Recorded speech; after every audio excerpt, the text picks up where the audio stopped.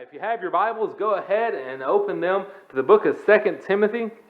The book of 2 Timothy, chapter number 2. If you found your place in 2 Timothy, if you'll stand, we're going to read verses 1 and 2 of 2 Timothy, chapter 2.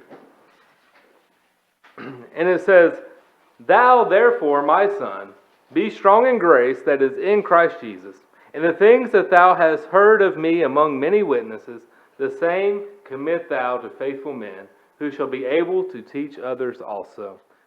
Here we find a command from the Apostle Paul to Timothy. I remember a few years ago, I believe it was at a preacher's fellowship, and a preacher that I look up to and admire, longtime youth pastor at Franklin Road, now pastors in L.A., which is Lower Alabama, Brother Kurt Copeland, said that he tries to every day read a chapter from either 1st or 2nd Timothy or Titus, because it really tells men how they should behave.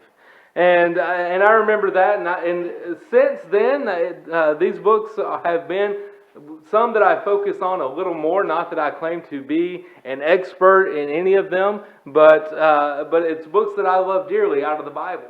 And here we find Paul giving the command to Timothy to be strong and to teach others. And this has been something Brother Ed was talking about a few minutes ago, how he passes about 15 houses, if I remember correctly, on the way here, and 3 of them go to church. And that's something I kind of want to focus on tonight, is the decline in Christianity and the importance of passing the faith along.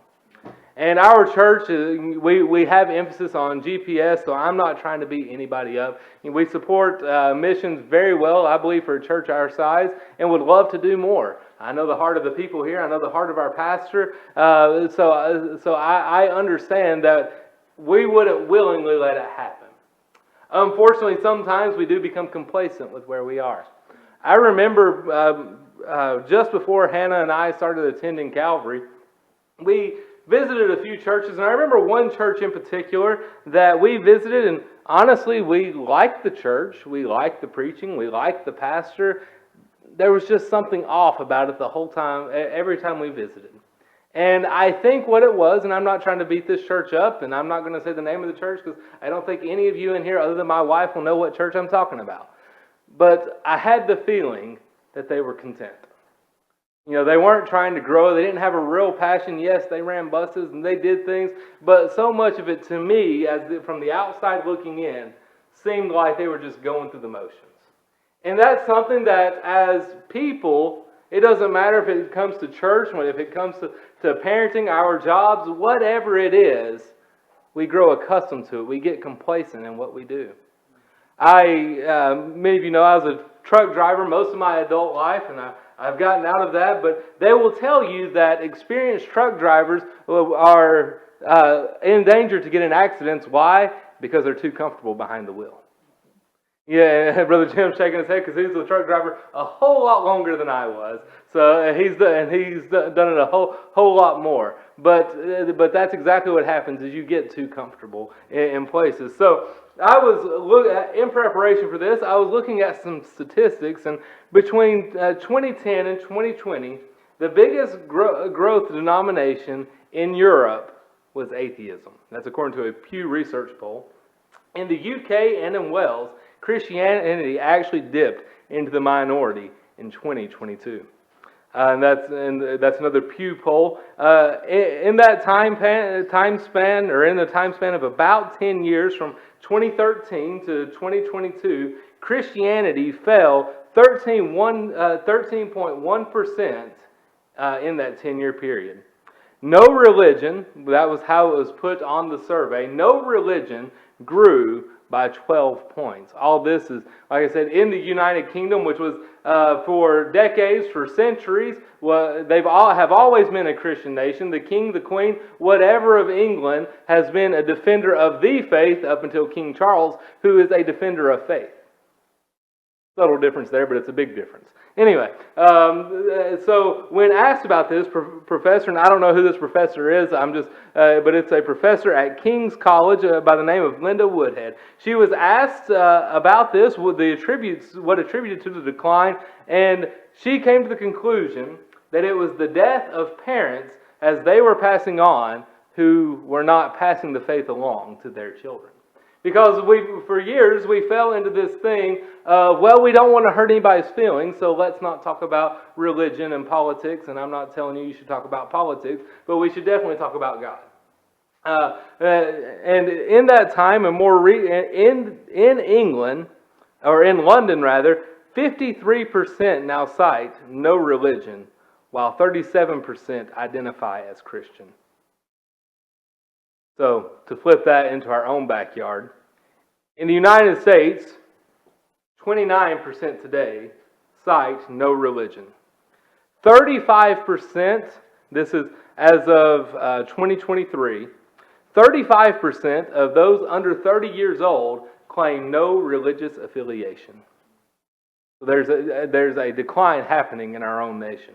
Now, we live in the Bible Belt, and I understand that, but there's still a big decline. In 1976, 91% of Americans claimed to be Christian. In 2022, that number fell to 64%. That is nearly a 30 percentage point drop. And that's according to CNN. Now, they did say that the fall off seemed to level off, if you will, around the year 2020. So we've kind of leveled off for now, but how long does that last? And again, in recent years, I shouldn't say in recent years, in recent decades, we were told not to cram religion down anybody's throat. And I know we can't force anyone to be a Christian. We can show them the evidence. We can show them the Bible. We can let God do His job, but we can't shove religion down anyone's throat. But it's still our job to go and to share the gospel with others. The reasons pointing to the Christian decline all seem to point to faith not being passed on to the next generation. The reason I started with Europe and England is simply because, and I made a mention to it a moment ago, for centuries, they were your world evangelism capital, if you will. They sent missionaries. They produced great preachers who did a lot of good things. Perhaps the most well known, maybe not, would be Charles Spurgeon. And again, that was just in the 1800s. So it's not been that long ago when you put things into reality that they have gone from a Christian nation to a Christian minority nation. And that should be scary to all of us because typically as the European West goes, so goes the United States a few decades later. So if the Christians in America don't wake up, we can see our future looking back at us. Somewhere along the line, we decided it wasn't polite to tell people about Jesus and that they need Jesus and that hell is a real place and that if they die without Jesus, that hell is what waits for them.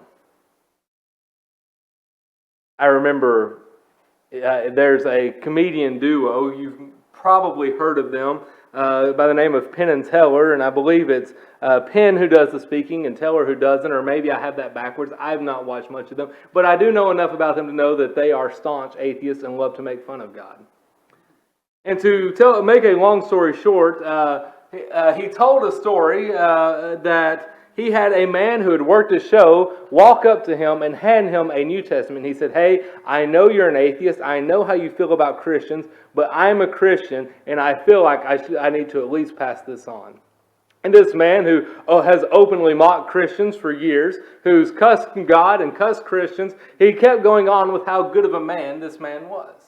And he said, not that it changed him. He said that somebody handing me a New Testament isn't going to change my mind. He said, but at what point, if there is a train barreling down the tracks and you see someone on the tracks, at what point do you tackle them off the tracks to save their life?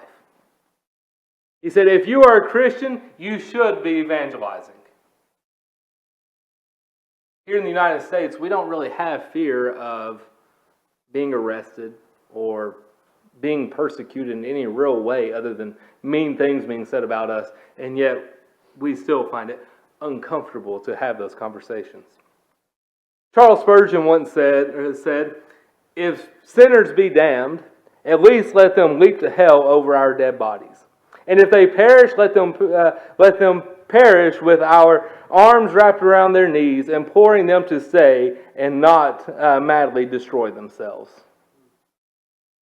You see, as Christians, we do have a duty to pass the faith along.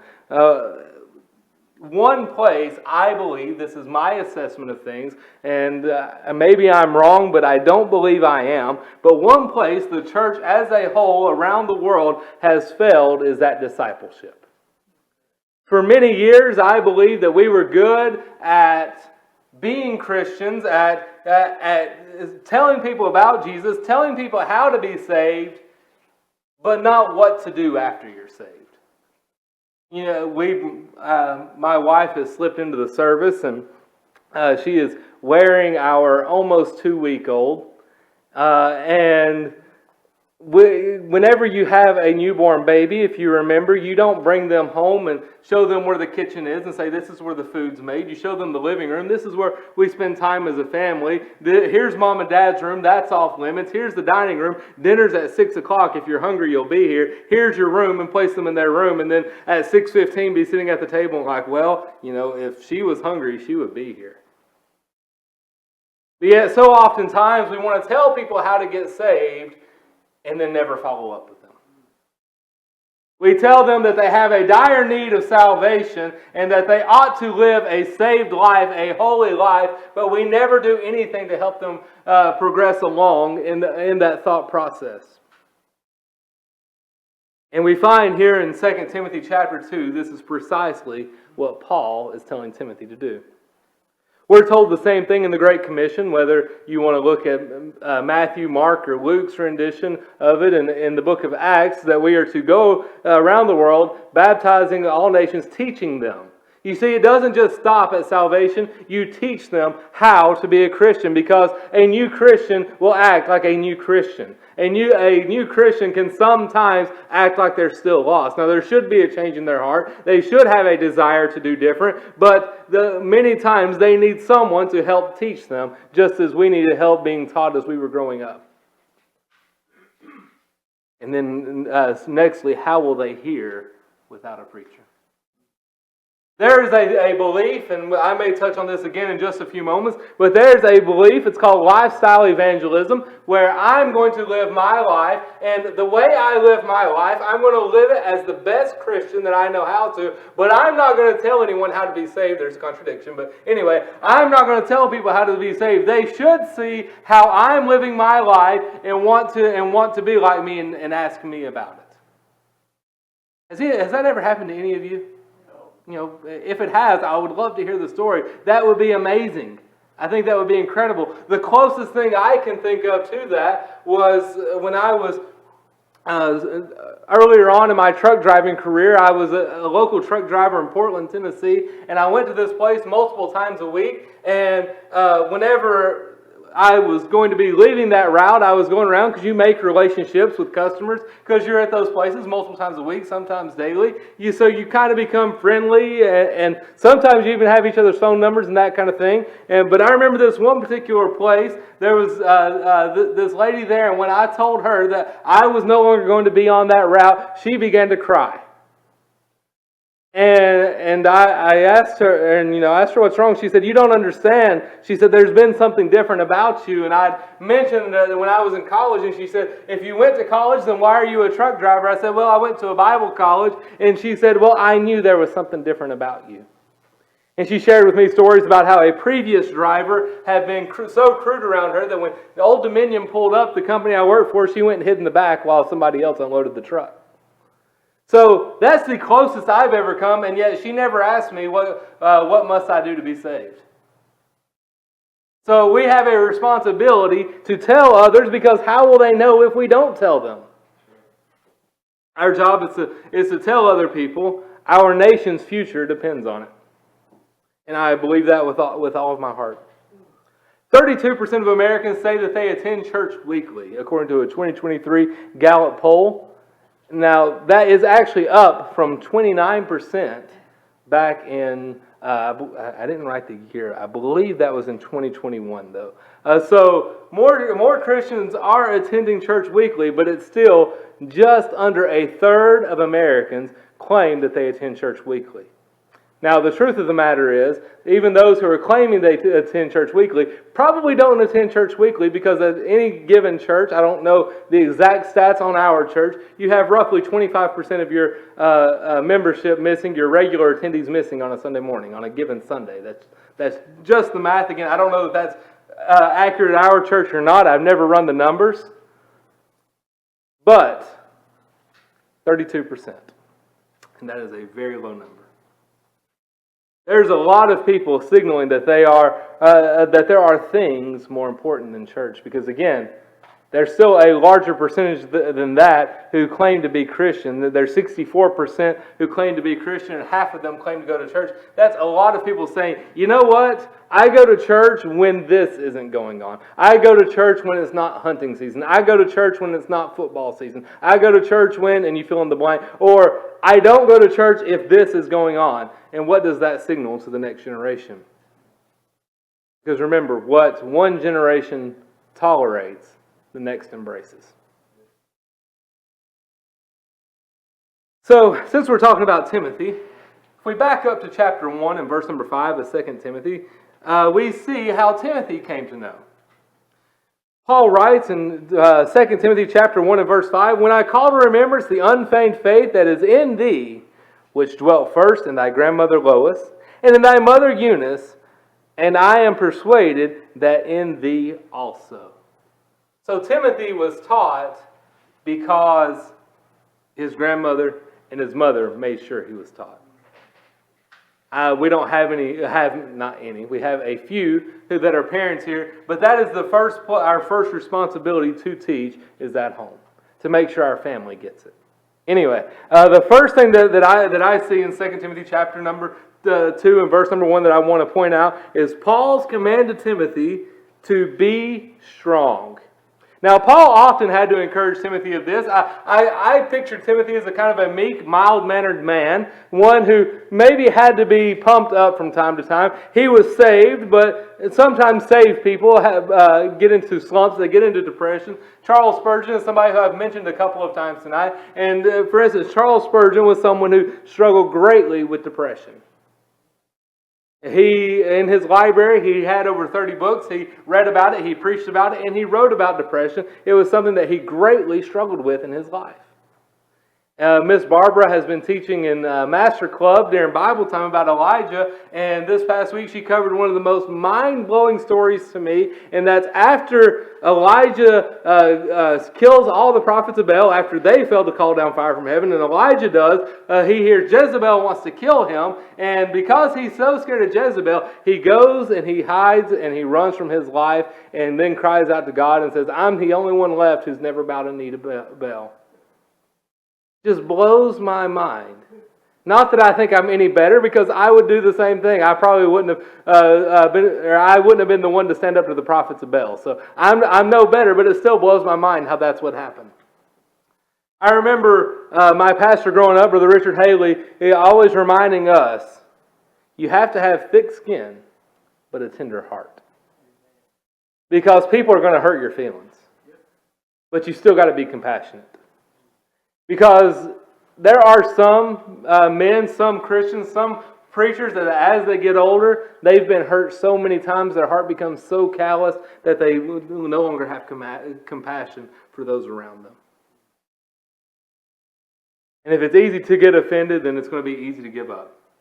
Jonah is another one who I believe struggled with depression and had to be reminded of God after he saw the greatest revival ever.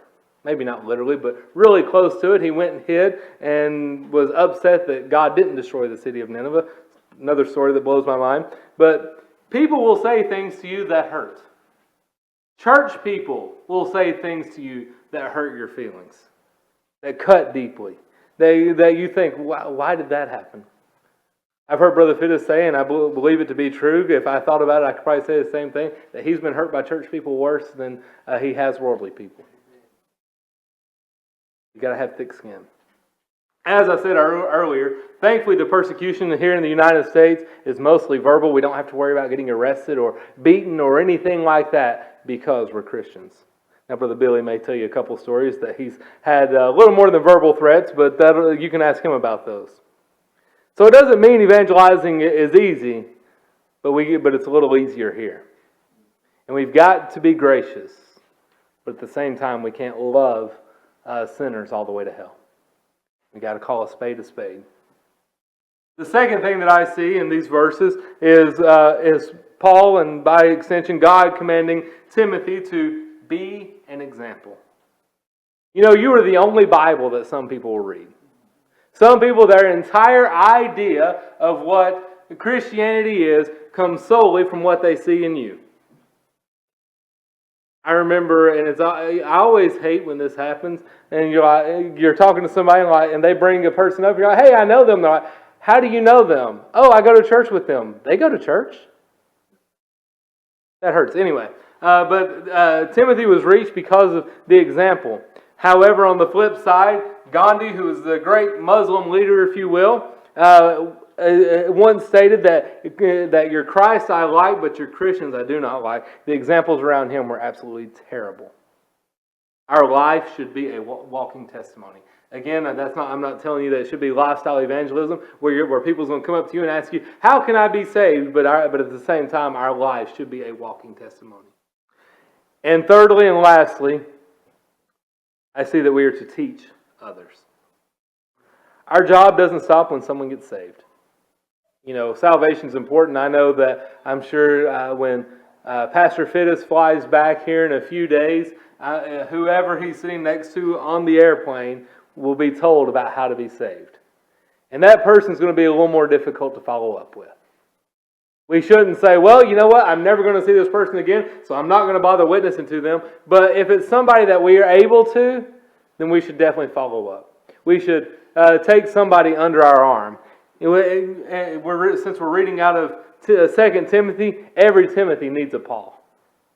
Paul took Timothy under his wing. Every Elisha needs an Elijah. Elijah took Elisha under his wing. And then every Joshua needs a Moses. There should probably be somebody that we look up to, but there's also somebody that we should be bringing along the way to pass it to the next generation. As I think I may have even said it this morning, but Joshua's legacy in the Old Testament was one that I love because even after he died, Israel continued to serve after the Lord because of the example that he set. He taught others. Our families and our nation are at risk. If we don't pass the faith along, if we don't teach others, if we don't teach those around us about the faith and how to live a godly life, because one of the biggest things you'll hear if you go out witnessing is, I don't go to church because of the hypocrites. I heard my dad tell somebody one time, well, you can either go to church and get saved with the hypocrites, or you can die and go to hell with the hypocrites. The choice is up to you. But our nation depends on it. Others depend on it, on us passing the faith along. I said earlier, and I believe it right now, our church is blessed, and we're able to support 61 missionaries every month, and I think that is fantastic. I remember when we started the church, when we started coming to Calvary.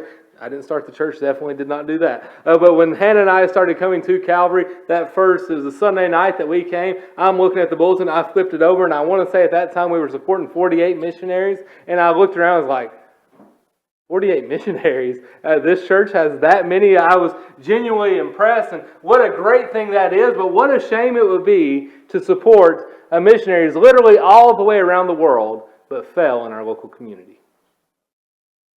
Now, just because we go doesn't mean people will get saved.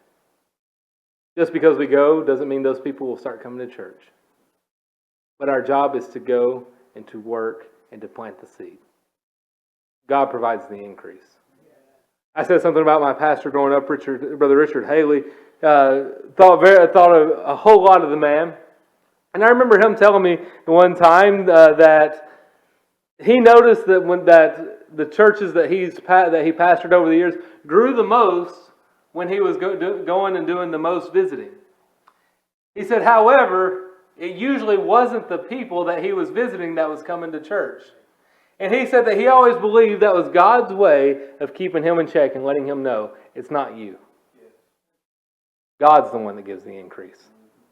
But we're still to go. And that's one of the things that can get discouraging. It can get disheartening when we go and we don't see the fruit of our labor.